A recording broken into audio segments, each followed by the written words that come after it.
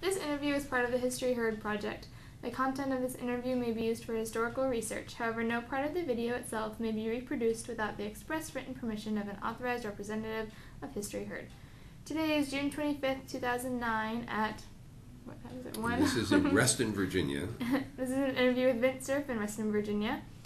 He was born on June 23rd, 1943 in New Haven. After that, ARPANET continues to operate. The National Science Foundation Network now blossoms starting around 1986.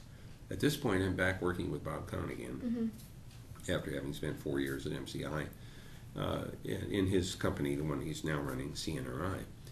And it's 1986, the National Science Foundation is starting to get interested in using the technology to link all the universities together and the supercomputers together. And they make a very critical decision. A man named Dennis Jennings decides to use TCP/IP. Now, this is relatively new stuff from the standpoint of people using it, operating it.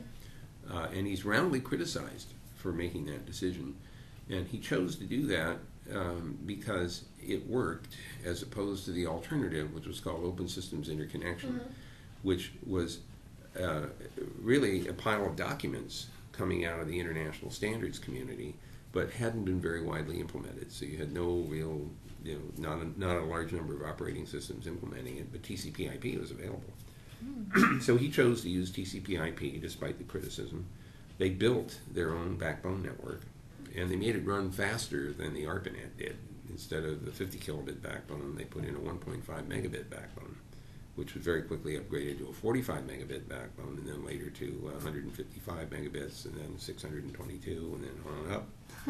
So this period of time, starting in 1986, marks another important phase in the Internet's evolution. By 1988, there are commercial conventions that are underway. One of them was called Interop, and a man named Dan Lynch started this exhibition and conference, and he actually had a little bit of seed money from DARPA to do that. By 1988, it's in full swing. He's taken over, I think, the Marconi, in San Francisco, Moscone Center. And I think had 50,000 people coming to this conference, or some really big number. And I remember, this is 1988, I remember this epiphany. I'm walking into the exhibition floor with a man named Eric Benamou, who at the time was he may have been by that time the CEO of a company called 3Com, which had been started by Bob Metcalf, the inventor of Ethernet. And as we're walking into this exhibition area, I see this big 2-story display from Cisco Systems. And I remember turning to Eric saying, "How much do those cost?" And he said, "Well, if you include the cost of the people for a week, plus the physical thing and everything else, could be $250,000 to $500,000. And I just stopped there dead in my tracks thinking, holy cow, somebody thinks they're going to make a lot of money out of this, or they wouldn't be spending that kind of capital to build these exhibits. And that's when I said to myself, we're going to have to do something to find a way to make this a more commercially accessible capability. Because up until that point, the only people that were allowed on the internet were people who had funding from the government, whether it was NSF or DARPA or the Department of Energy or NASA, but no commercial services. There was commercial activity, but Cisco Systems and others were selling equipment to the universities and to the research institutions that were supported by the government, but the government was paying for the backbone.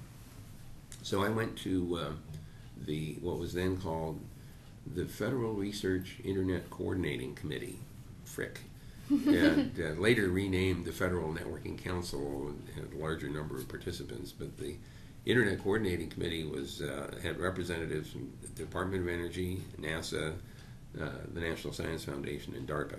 And these program managers basically coordinated their research investments. So I went to them and I said, I'd like to have permission to do a commercial experiment on the internet backbone. I want to connect up MCI Mail, which was a commercial email service that I built for MCI between 82 and 86, and try to connect it to the internet and see what happens. And part of my purpose was just to literally see whether we could make the meter work.